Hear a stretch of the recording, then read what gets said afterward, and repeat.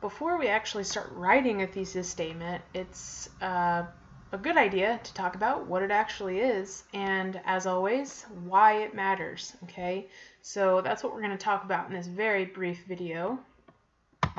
A thesis statement does three main things here. Those first two are similar.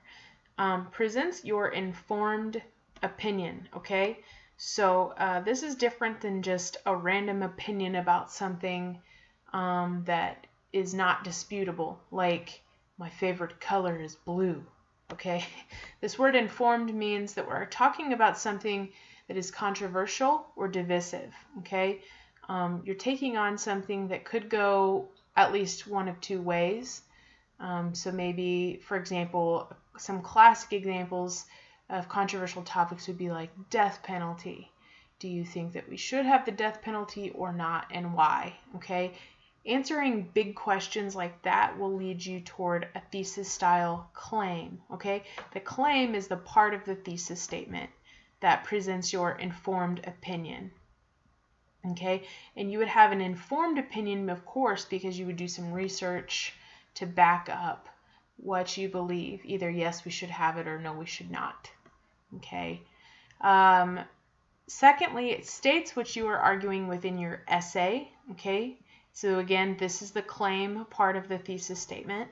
But so not only does it present your informed opinion, but it's sort of the second one slightly different, I guess, in that it states that you are previewing your essay for your reader. Okay.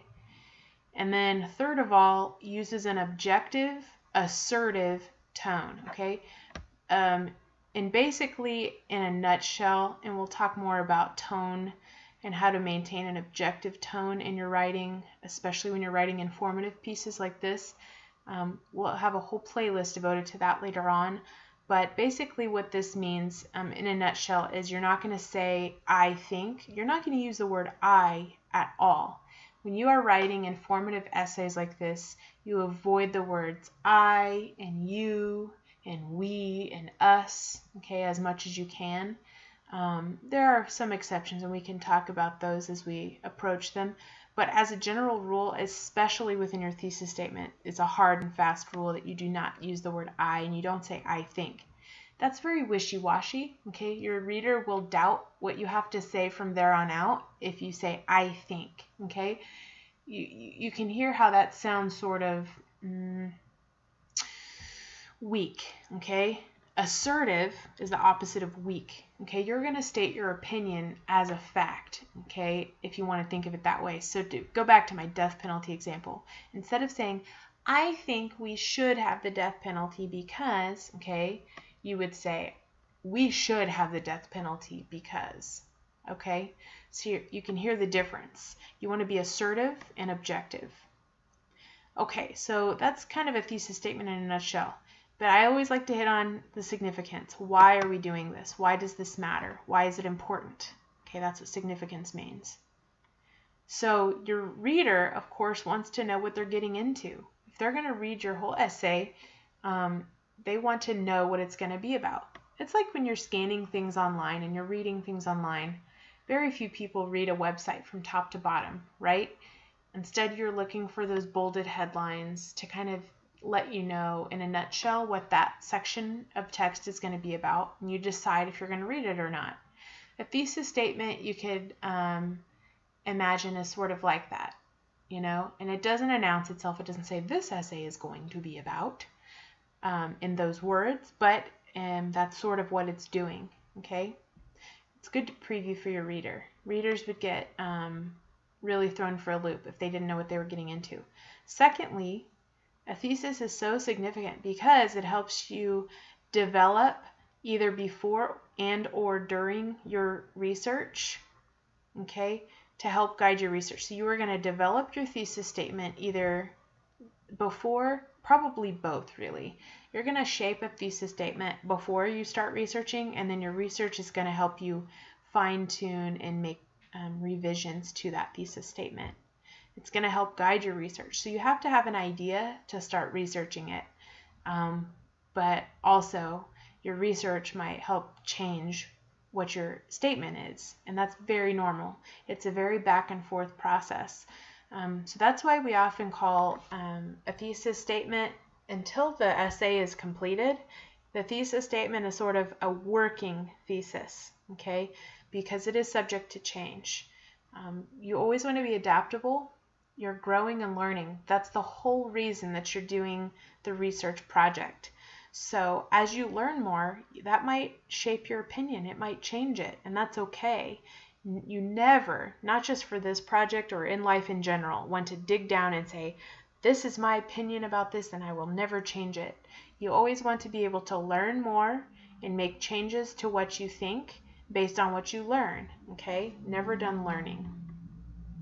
Okay, now we are going to write a specific style of thesis. It's called a concession, claim, reasons style thesis statement.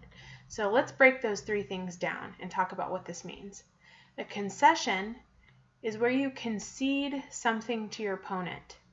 If you've ever watched election coverage, okay, when there's an election happening and they're counting down the votes across the United States for president, or in local elections, you can watch this happen too. But when a candidate realizes that they are going to lose, they concede, okay? They make a concession speech where they would address the public and all of their voters in particular and say, thank you for supporting me. I concede, meaning I give up to my opponent. Now, when you make a concession before your thesis, you're not giving up to your opponent. You're conceding something to your opponent. Just one thing, okay? Meaning you're acknowledging that they do have some legitimate concerns, okay? And I'll talk about why here in a moment. Then you make your claim. That's the heart of the thesis, where you answer this question, what are you going to prove? Okay?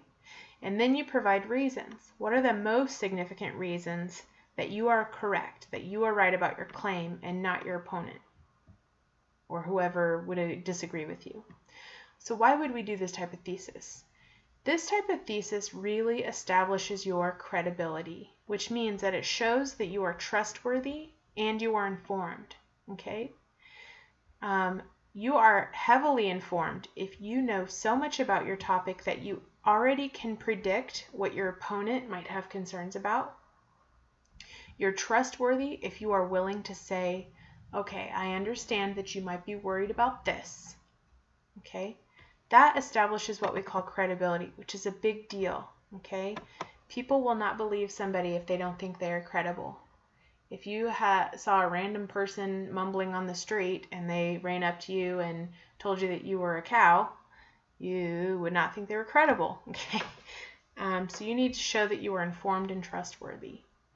Another aspect of this is you providing reasons. So if you make a claim, and as soon as you make your claim, within the same sentence, the same breath, you say, these are the main reasons why I'm correct, and I'm going to unpack these for you in my essay, then your reader is more likely to believe you.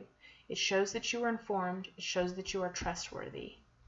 So that is a brief nutshell about what thesis statements are, why they are significant, and in particular about the type of thesis that we are going to write for your junior project essay.